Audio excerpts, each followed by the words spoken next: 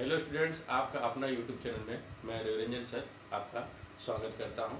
आज हम लोग पढ़ेंगे लोकतांत्रिक राजनीति की चैप्टर 1, जिसमें उसका शीर्षक है सत्ता की साझेदारी। अर्थात सत्ता में कैसे समुदाय के लोग साझेदारी करते हैं, उनका भाषा के आधार पर, उनके लिंग के आधार पर, उनके समुदाय के आधार पर कैसे उनकी साझेदारी होती है सत्ता में, यही जानने का प्रयास करेंगे।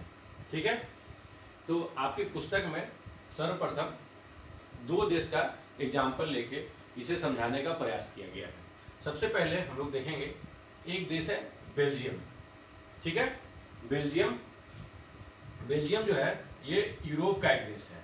यूरोप में है ये देश, यूरोप महादेश में। ठीक है, यूरोप महादेश में एक बेल्जियम है। बेल्जियम का मैंने यहाँ पर मैप बनाया है। ठीक है, ये जो देश है फ्रांस, नीदरलैंड, जर्मनी, लग्जमबर्ग से घिरा हुआ देश है। मतलब इसके पड़ोसी देश कौन कौन है?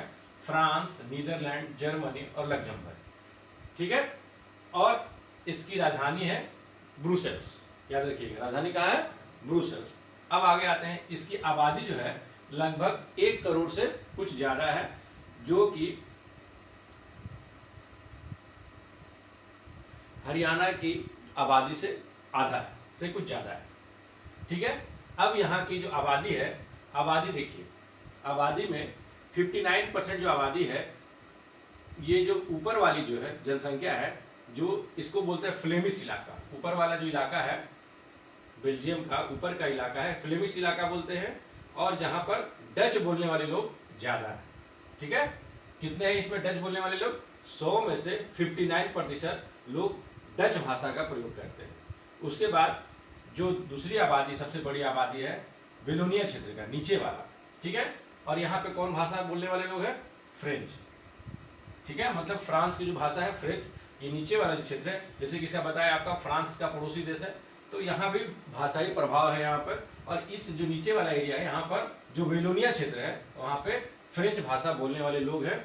मतलब 59% आबादी जो फ्लेमिश है वो डच बोलते हैं, और 40% आबादी जो वेलोनिया क्षेत्र में है वो फ्रेंच भाषा का प्रयोग करते हैं। और जो बच गया 1% यहाँ पर, वो जो है यहाँ पर जर्मन भाषा के बोलने वाले लोग मौजूद हैं। ठीक है, मतलब याद हो गया, इस देश में 3 तरह की भाषाएं बोली जाती है, डच, फ्रेंच और जर्मन। सबसे ज्यादा बोली जाने वाली भाषा क्या है? डच वाले लोग ज्यादा है, जिनकी आबादी करीब 59% है। उसके बाद सेकेंड में है जो है वो फ्रेंच का है, और फिर सबसे कम है जो जर्मन भाषा के मात्र 1% है। ठीक है, ये हो गया आपका आबादी के हिसाब से उनका डिस्ट्रीब्यूशन। ठीक है, अब इसकी जो राजधानी है ब्रुसेल्स, ये तो पूरा देश का हो गया आबादी के हिसाब से। लेकिन ठीक इसके विपरीत जो ब्रुसेल्स इसकी देश की राजधानी है, यहाँ पे क्या है, जैसे पूरे आबादी में डच ज्यादा लोग हैं, लेकिन राजधानी में क्या है, इसका उल्टा है। वहां पर फ्रेंच बोलने वाले लोग ज्यादा है राजधानी में।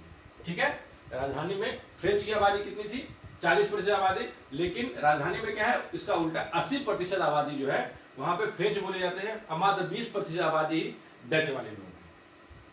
और फ्रेंच है जो कि राजनीतिक रूप से, आर्थिक रूप से ज्यादा मजबूत है, सशक्त है। ठीक है, तब क्या हुआ, इसके कारण कि ज्यादा आबादी तो डच की है, फ्रेंच वाले लोग की आबादी तो मात्र 40% है, लेकिन राजनीतिक रूप से सशक्त कौन है? फ्रेंच। तो इसके कारण क्या है कि वहां पर विद्रोह होने की संभावना है, लोग कि वहां पे संख्या के आधार पर उन्हें उतना प्रतिनिधित्व नहीं मिला है। तो यहाँ वाले लोगों ने क्या किया, एक समझदारी का परिचय देते हुए 1970 से 93 के बीच में वहां पे 4 प्रकार के संशोधन किए गए। संविधान में 4 प्रकार के संशोधन किए गए। क्या संशोधन किया गया?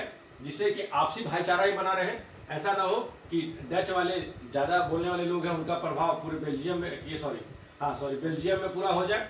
तो इसी के लिए क्या है कि इन लोग दोनों आपस में, डच और फ्रेंच, ये दोनों ने मिल करके, इन भाषाई लोगों ने मिल करके संविधान संशोधन किया। 4 संशोधन मूल किए। क्या क्या मूल संशोधन किए? जिससे कि क्या है, आपसी भाईचारा बना रहे और देश में किसी तरह के कोई भी अप्रिय घटना ना हो। इससे बचने के लिए उन्होंने 4 संविधान संशोधन किए। वो जान लें कौन कौन किए। पहला, डच एवं फ्रेंच भाषी मंत्रियों की संख्या समान होगी। मान ली यहाँ केंद्र सरकार जब बनेगी तो इसकी जितनी संख्या है डच वाले का अगर मान ली 10 है तो फ्रेंच वाले मंत्रियों की संख्या भी 10 ही होगी, मतलब 50-50 सरकार में रहेंगे। इससे क्या है कि अगर कोई कानून बनना है जिसे बहुमत मिलेगी उसका कानून बनेगा। ठीक है, ये हो गया केंद्र स्तर पे। अब दूसरा है राज्य सरकार को केंद्र के नियंत्रण से मुक्त रखा गया। जैसे कि भारत में भी संघीय व्यवस्था है, केंद्र में अलग राज्य है, राज्यों के लिए अलग सरकार बनती है, तो वहां भी उसी अनुसार राज्य सरकार को केंद्र के नियंत्रण से मुक्त कर दिया गया। मतलब मुक्त कर दिया कैसे, मतलब क्या हुआ कि वो अपने लिए नियम बना सकते हैं। ठीक है, अब क्या हुआ, जिसके कारण क्या वो अपना क्षेत्रीय आधार पे क्षेत्रीय आकांक्षाएं हैं उसे पूरा कर सकते हैं, अपना अपने क्षेत्र के अनुसार से कानून बना सकते हैं। तीसरा क्या उन्होंने संविधान संशोधन किया, ब्रुसेल्स जो उसकी राजधानी थी, जो आपको बताया ब्रुसेल्स, इसकी बेल्जियम की राजधानी है। ब्रुसेल्स में एक अलग सरकार है, जैसे कि दिल्ली में, भारत में भी दिल्ली में सरकार चलती है, उसी तरह ब्रुसेल्स में अलग सरकार बनाया गया। उसमें कहा गया दोनों को बराबर बराबर प्रतिनिधित्व दिया गया। ठीक है, जैसे कि पहले आपको बताया आबादी के हिसाब से ब्रुसेल्स में क्या है 80% जो है फ्रेंच बोलने वाले लोग थे और 20% डच। तो क्या हुआ, अब दोनों को बराबर प्रतिनिधित्व दिया गया।